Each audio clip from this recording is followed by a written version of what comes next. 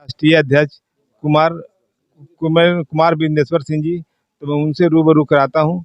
तो हम जो संदेश देना चाहते हैं, सबसे पहले माननीय प्रधानमंत्री भाई नरेंद्र मोदी जी को हम बधाई देना चाहते हैं कि इस देश में जो आधी आबादी, लगभग आधी आबादी अति पिछड़ा समुदाय का है, जिसमें हजारों जातियां हैं, इनको अभी तक आरक्षण का लाभ नहीं मिला है। भारत के संविधान में समाज के मुख्यधारा में लाने के लिए वैसे परिवार को, वैसे समुदायों को संवैधानिक आरक्षण का व्यवस्था किया गया था कि जो समाज से कटे छटे दूर दराज, चाहे वह आर्थिक, राजनीतिक, शैक्षणिक अवस्था से काफ़ी दूर हैं, इनको समाज में मुख्य धारा में लाने के लिए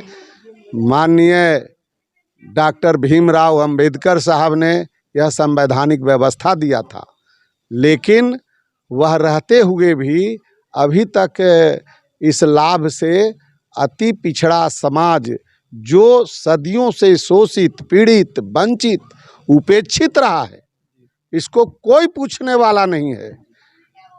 हर एक पार्टियां, समय आता है सब लोग इसे जात और धर्म के नाम पर लोक लुभावन नारा दे करके इससे वोट तो ले लेते हैं, लेकिन इनका जो हक और अधिकार है वो इन तक नहीं पहुंच पाता है। हम आपको जानकारी देना चाहते हैं कि 92 में मंडल कमीशन का रिपोर्ट लागू हुआ। हम धन्यवाद देना चाहते हैं तत्कालीन प्रधानमंत्री माननीय बीपी सिंह जी को, जिन्होंने यह साहस का काम किया और मंडल कमीशन का रिपोर्ट जारी किया। 93 से लागू हो गया, लेकिन उसमें 27% आरक्षण का प्रावधान बनाया गया, लेकिन उसमें विभक्तिकरण नहीं हुआ। अति पिछड़ा समाज और पिछड़ा समाज सब एक ही प्लेटफार्म पर जोड़ दिया गया। बाघ और बकरी एक जगह। सोच सकते हैं कि बाघ के डर से बकरी कभी भी घाट पर पानी नहीं पी सकती है, और इसलिए ये 30 साल 1993 से लेकर के 2023 हो गया, 1993 से 2023 हो गया, कंप्लीट 30 साल हुआ। ये हजारों समुदायों में जो अत्यंत पिछड़े समाज के एक आईएएस और एक आईपीएस नहीं हुआ।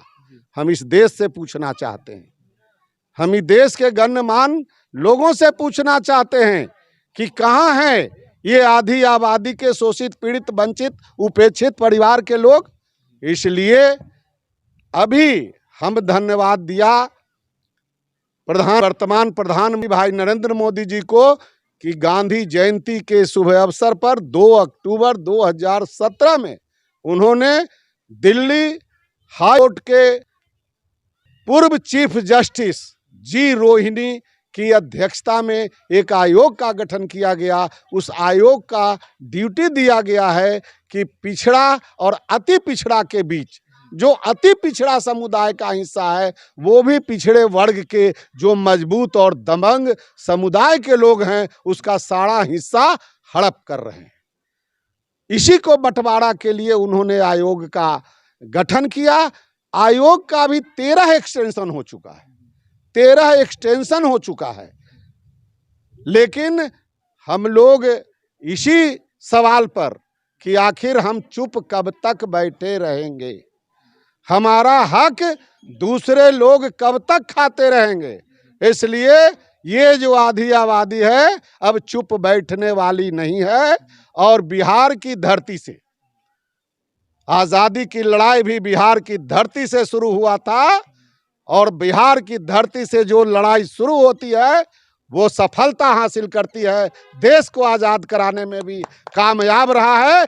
हम रोहिणी आयोग के रिपोर्ट को लागू कराने में भी कामयाब होंगे।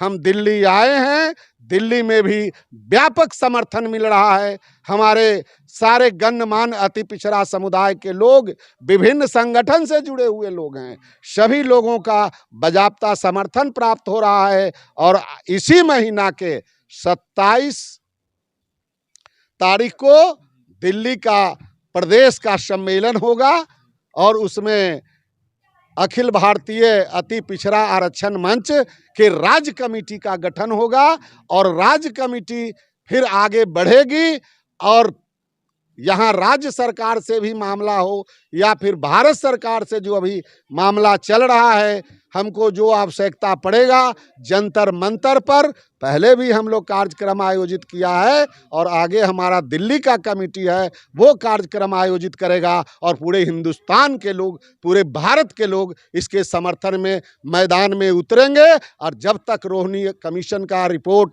लागू नहीं होगा हम लोग चुप बैठने वाले नहीं हैं। आपको मुहिम में भी कितने लोग जुड़ चुके हैं?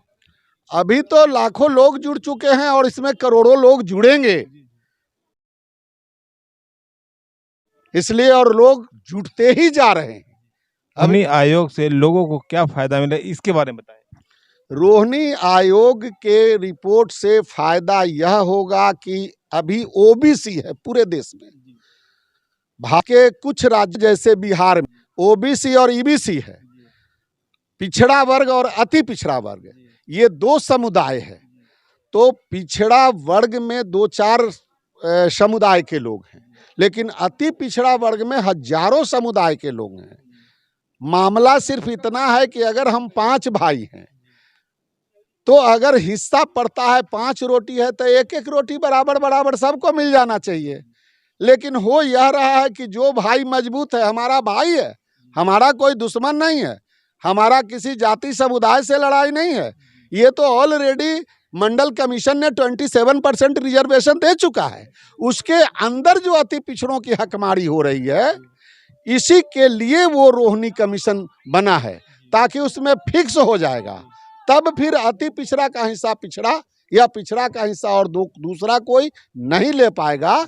और लोग जो आज एजुकेशन लेकर करके और रिजर्वेशन से वंचित हैं, वो कल के डेट में अति पिछड़ों का भी बेटा आईएएस बनेगा, आईपीएस बनेगा, बड़े पदाधिकारी होंगे, सत्ता संभालेंगे, सत्ता के नज़दीक जाएंगे, शासन प्रशासन में बैठेंगे। तो जो आज गरीब गुरबा कमजोर वर्ग के उपेक्षित लोगों के साथ जो जुल्म अत्याचार